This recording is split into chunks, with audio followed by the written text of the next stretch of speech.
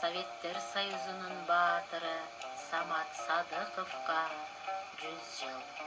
Улуу атамекендик согуштун катышуучусу, ардагери, Советтер Союзунун баатыры Самат Садыков 1920 жылы Лейлек районундагы азыркы Караташ айылында Тыйкандын үй-бүлөсүндө туулган. Энеси Бүүзада, атасы Садык. Ал 1940 жылы Кызыл армиянын катарына чакырылган. Андан кийин согушка чакырылып, бир канча эрдиктери үчүн Советтер Союзунун баатыры наамы берилген. Саматтын анты. Айлап күткөн кезек бүгүн келгени.